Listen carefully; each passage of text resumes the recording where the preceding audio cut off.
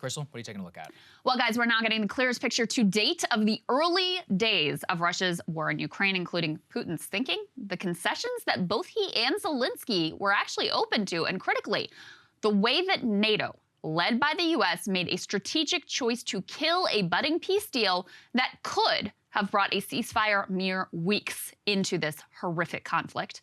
In an explosive interview, former Israeli Prime Minister Naftali Bennet goes into great depth about his role in attempting to achieve a negotiated settlement a week and a half into this war. Listening to this interview is to come face to face with just how much we have been lied to and propagandized by the Western press. Every detail about this conflict has been obscured and manipulated, from what the war is even about to what our role in it actually is. Now, some of you might have seen excerpts from this interview already. It occurred over a week ago now, but it is 5 hours long, and I wanted to take some time to actually go through it thoroughly before I broke it all down for you. Also, the interview's in Hebrew.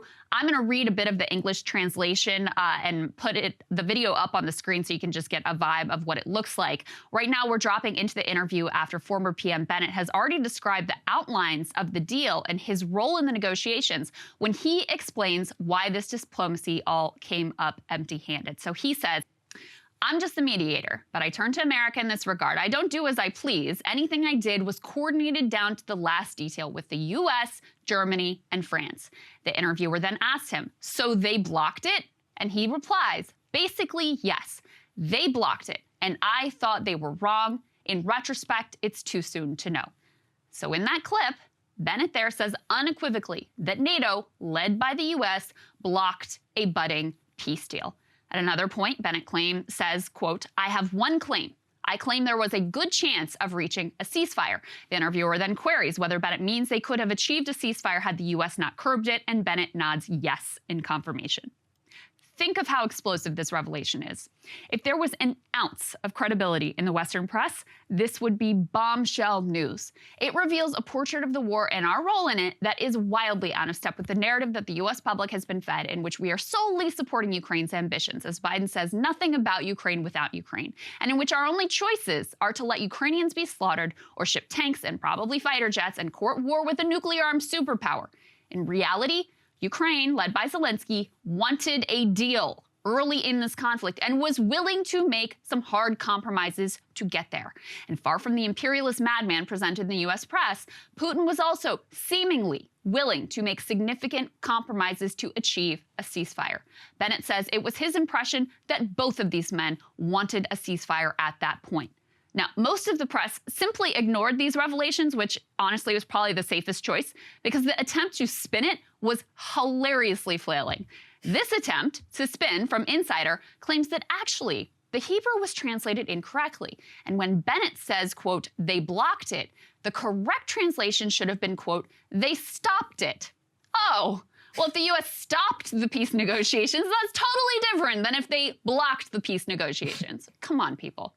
They also trotted down, of course, their tried and true tactic for shutting down debate by smearing anyone who amplified this interview and the explosive revelations contained therein as a Russian propagandist.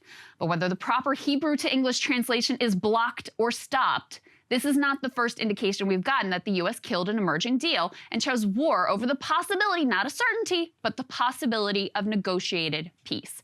Bennet, for what it's worth, put that possibility of achieving a settlement in those early days at a 50-50 chance. Not a guarantee, but damn, it was worth a shot. Now, you'll recall that Ukrainian press reported that then UK Prime Minister Boris Johnson flew to Kyiv early in the conflict to personally inform Zelensky we did not want a deal. We also had former U.S. National Security Council official Fiona Hill writing about the outlines of that peace deal for Foreign Affairs, saying, quote, "Russian and Ukrainian negotiators appeared to have tentatively agreed on the outlines of a negotiated interim settlement. Russia would withdraw to its position on February 23 when it controlled part of the Donbas region and all of Crimea, and in exchange, Ukraine would promise not to seek NATO membership and instead receive security guarantees from a number of countries." So, couple those reports with Bennett's revelations here, and it becomes quite clear we wanted this war to go on with all of the horror that has entailed. And we blocked a possible peace, or stopped a possible peace if you prefer. There was a lot more, though, in this interview. Describing his negotiations with Zelensky and Putin, Bennet calls both leaders, quote, pragmatic, Again, that's a characterization that undermines media caricatures of both of these men. As part of the negotiations, Putin had already agreed to drop his demand that Ukraine disarm and had pledged not to kill Zelensky. He agreed to not have regime change. For his part, Zelensky had already agreed to stay out of NATO. That's an issue that Bennet describes as key context, by the way, for Putin's decision initially to invade. Bennet says at one point, quote, "There are two very different narratives. The West sees Putin as an imperialist who wants to take over more places. Putin's perception was, wait, when the wall came down, we reached an agreement with NATO that they wouldn't expand and would not touch the belt countries that envelop Russia. Don't bring me NATO, my enemy or rival, and why are you introducing Ukraine into NATO?" That's how he describes Putin's thinking. Bennet then goes on to explain that the U.S. has its own Monroe Doctrine of regional hegemony, and Russia sees our meddling in Ukraine similarly as, quote, "Don't come here, this is my backyard." Now, this is important, again, not because it erases Russia's culpability, but because it suggests that had we engaged in negotiations before the war, maybe this could have been preventable. It also suggests that this isn't actually a war over values the way it's portrayed, with Putin playing the part of genocidal lunatic and the U.S. as heroic, infallible savior. It's rather a more conventional conflict over resources and national interests, where our own arrogance and willful disregard for Russian red lines plays a not insignificant role. Helpful context if you actually care about ending this war. It is astonishing the lengths that the U.S. press has gone to in order to deceive the American public about the very basics of this conflict, to shield us from any inconvenient facts, to mask any and all U.S. complicity, such as our possible role, for one example, in blowing up the Nord Stream pipeline, to thoroughly ignore the costs of our current strategy. And now is a particularly critical time to sober up and to start thinking a lot more clearly. Russia is preparing a major offensive, and according to the RAND Corporation, which is largely funded by the U.S. government, it is unlikely either Ukraine or Russia is going to outright win this war. That means the only end to this conflict is going to come from a negotiated settlement of the type that we killed. RAND also concludes, we need to do whatever we can to avoid a longer war because the costs of such a protracted conflict are unacceptably high. Those costs of a long war include Ukrainian civilian deaths, Ukrainian economic destruction, global loss of life from increased food and energy prices, the risk of a direct hot war between NATO and Russia, and the risk of Russian nuclear usage.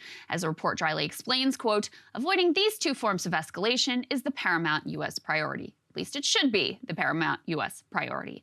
Unfortunately, as Naftali Bennet himself acknowledges in the interview, a deal of the sort that was outlined in those early days, it might now be impossible to achieve. After the horrors of war, the hardening of everyone's positions, and a year of war propaganda, achieving a ceasefire is certainly no easy task. Bennet name-checks the Russian war crimes committed at Bucha in particular as the sort of atrocity which makes a negotiated settlement so much more difficult. But that degree of difficulty is no excuse for failing to try and continuing to pursue a policy that has only led to more escalation.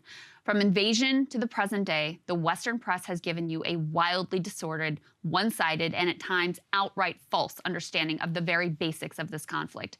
They have painted a Disney version of it with simple narratives convenient to buy in the U.S. state and ignored or dismissed anything inconvenient or complicating for that narrative. Look no further than the total lack of media curiosity about who actually blew up the Nord Stream pipeline.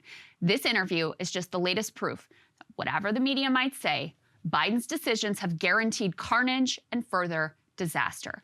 It is astonishing, Sagar, that most of the media just ignored this interview. Oh, totally. Hey guys, ready or not, 2024 is fully upon us now, and Sagar and I have been brainstorming ways that we can really up our game for this critical election. Yeah, we rely on our premium subs to expand our coverage, to add staff, to upgrade the studio. We just want to give you the best independent coverage of this election, which is possible. So if you can help us out, become a premium subscriber today, breakingpoints.com, or the link is down here in the description video. It really means the world to us, and if you like what we're all about, this is the best possible way to keep us 100% independent, working only for you.